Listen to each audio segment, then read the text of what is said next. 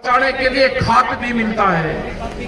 अगर हम सारी चीजों को देखेंगे तो सरकारों की जो पॉलिसी है वो ये है कि यह जमीन किसान छोटे और बाहर की कंपनी को ये जमीन जाए, इस जमीन पे किसान कर्जा ले, इस जमीन को लोग छोड़ कर जाए, जो यूथ है वो इस जमीन से अलग हटे। लेकिन इस आंदोलन से 13 महीने की ट्रेनिंग हुई और 13 महीने की ट्रेनिंग में आम लोगों को, आम किसान को ये पता चल गया कि जमीन मुझे नहीं छोड़नी, नौकरी से मेरा गुजारा नहीं, अगर मेरे पास में जमीन है, पशु है तो वही मेरा संसाधन है। नौकरी तो बड़े टिकैत साहब कहते थे कि भाई घर में 2 बालक हो, एक अपना खेती और लंबरदारी संभालना, दूसरा अपना बाहर कोई रोजगार करते, तो रोजगार पे भी ध्यान रखो अपना, लेकिन अपनी जमीन, अपने गांव पे भी ध्यान रखना पड़ेगा। और मैं धन्यवाद पूरे जो लॉकडाउन चल रहा पूरे देश में, मैंने यहाँ की कमेटी को कहा भाई लॉकडाउन लगा दिया, सरकार ने बैन कर दिया,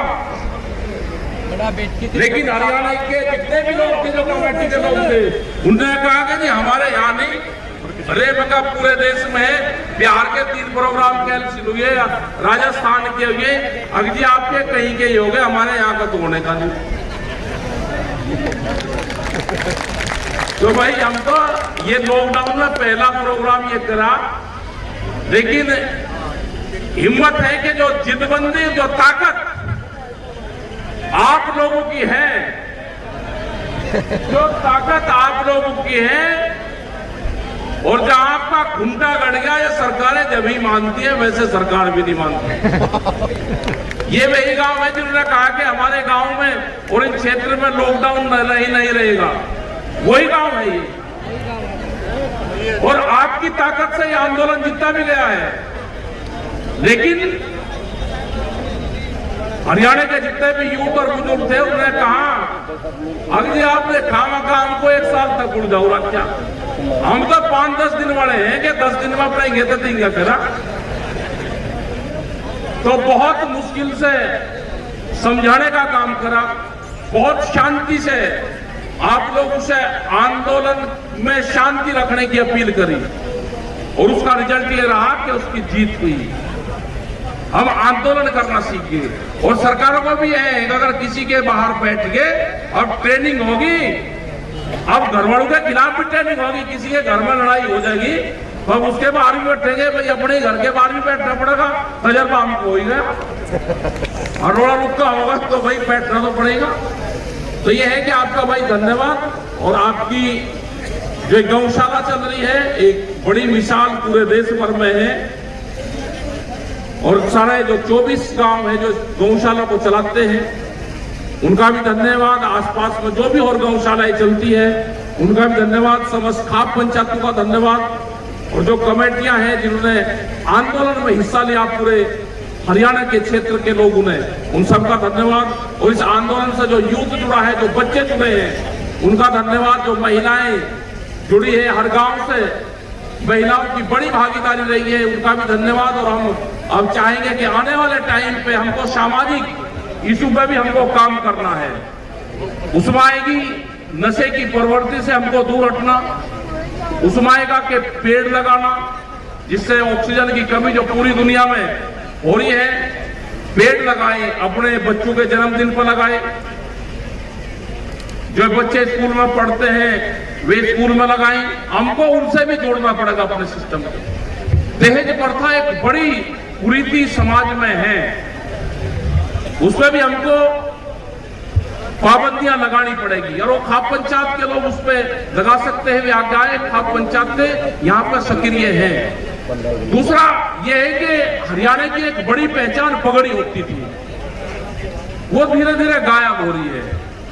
अगर हरियाणा से पगड़ी गायब होगी, लोगों को शर्म आती है कि अजी मैं क्या पहनूंगा जी पगड़ी, अब भाई ये चुन लो कि एक गांव में से 11-21 आदमी जिसपे किसी भी उसकी जिम्मेदारी आ गई, वो पगड़ी पहनने जरूर शुरू करो, या जिसकी उम्र 60 साल होगी, चलो जो भी उसको बाल काले करने, कुछ भी करना हो, 50-60 साल तक कर ले। 60 साल में तो सरकार भी रिटायर कर दे, फिर क्या करोगे, फिर पगड़ी जरूर धारण कर लो भाई। एक अभियान जरूर हमको चलाना पड़ेगा।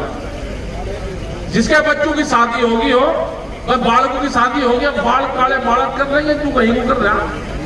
तो धीरे धीरे से शर्म से बोलनी पड़ेगी, एक अभियान चलाना पड़ेगा और अपने राज रचिंदे ठीक रखो।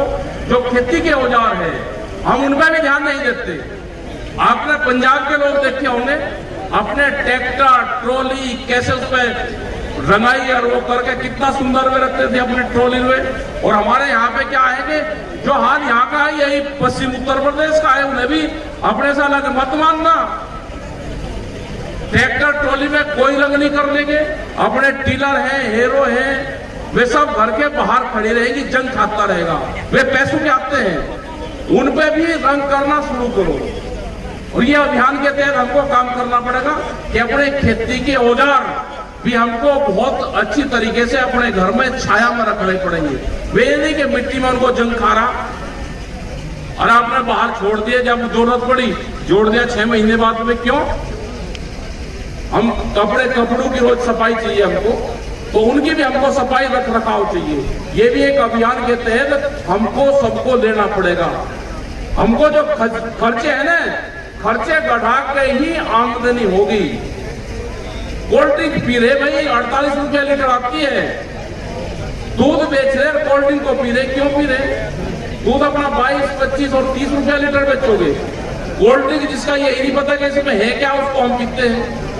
इन चीजों से जो फजूल खर्चे हैं इनसे बचना पड़ेगा। ये भी अभियान का एक हिस्सा है हमारा। हमारी आमदनी कैसे बढ़ेगी? खर्चे कम करके हमारी आमदनी बढ़ेगी। तो ये सामाजिक इशू है, इन सामाजिक इशू को भी हमको लेना पड़ेगा। आप लोगों ने बात सुनी, आपका बहुत बहुत धन्यवाद। महीने में नहीं पता चला उसको एक दिन में क्या बता दें, सब ट्रेनिंग हो रही, चिंता ना करना, सबका फातिया सब पढ़ा जाएगा। अपना ऊपर वाले पे ध्यान रखो। 13 महीने जो पाप कर रखे वो उनके सामने आ रहे हैं, सब हो रहे हैं। और आपका भाई धन्यवाद। जय हिंद, जय भारत, जय हरियाणा, जय खाप पंचायत और जय गौशालाएं। ये यहाँ के पत्रकार बंधु NIU के लोग होंगे भाई, वो भेजे। और हम आज ही एक चिट्ठी अभी हम कह देंगे, मन से कल सोमवार तक हरियाणा सरकार को चिट्ठी भेजेंगे और केंद्र में भी कहेंगे। तो इन चीजों का भी होगा। जो भी आप पे कोई मामले और इनके होंगे वे आप बता देना, उनकी चिट्ठी बनवा के सरकार से भेजेंगे। भाई सरकार से कुछ बातचीत भी करनी शुरू करो। आप बातचीत सरकार से करोगे नहीं, भाई हो गया समझौता, हो गया लड़ाई झगड़े तो हो जाया करे। अपना एक का आधी बात उनको चिट्ठी पत्री के माध्यम से देना, लिखित में तो शुरू करो। मुकदमों पे शायद है कि कार्रवाई चल रही होगी, लेकिन कुरुक्षेत्र में एक गांव था कि वहां पे आंदोलन के दौरान जो बिजली के मुकदमे वहां की सरकार ने करे, वहां के प्रशासन ने करे, उसका भी पता चला कि वे वापसी नहीं ले रहे। उन्होंने कहा कि जी बिजली वाला हिस्सा लगे, भाई जो भी आंदोलन के दौरान मुकदमे हुए वो सब इसी का हिस्सा है, कोई चीज अलग नहीं है। तो आपका धन्यवाद। जय हिंद। यूपी में चुनाव होने हैं और आज राकेश टिकैत जी हरियाणा के दौरे पर हैं। उन्होंने हरियाणा के दौरे पर अपनी मंशा को साफ किया है कि 13 महीने की आंदोलन के दौरान उनकी ट्रेनिंग हो चुकी है और अब वो यूपी में फातिया पढ़ने के लिए तैयार हैं। ये तो समय ही बताएगा कि वो किसका फातिया पढ़ेंगे, लेकिन ये साफ है कि वो इस चुनाव में कहीं न कहीं भाजपा पार्टी की खिलाफत करने वाले हैं और पूरे यूपी में वो इसके लिए दौरा भी करेंगे। उन्होंने आज के कार्यक्रम के दौरान ये भी साफ किया है कि वो प्रदेश में भाईचारा बनाने के लिए उन्होंने लोगों से अपील की है कि भाईचारा बनाकर रखो और सरकार से बातचीत करना सीखो। जो आंदोलन था वो खत्म हो चुका है और अब अपनी मांगों को लेकर आंदोलन करना कि उन्होंने किसानों को सीख दी है कि भाई अपना आंदोलन, अपना जो मांगे हैं उनकी, इसके लिए वो सरकार से बातचीत करें। यूपी में चुनाव माहौल गर्म है और तारीखों का ऐलान हो चुका है। अब वो उन्होंने साफ संदेश दिया है कि वो यूपी में कुछ अलग ही करके दिखाएंगे। कैमरामैन सज्जन सैनी के साथ सुनील मान, न्यू इंडिया लाइव।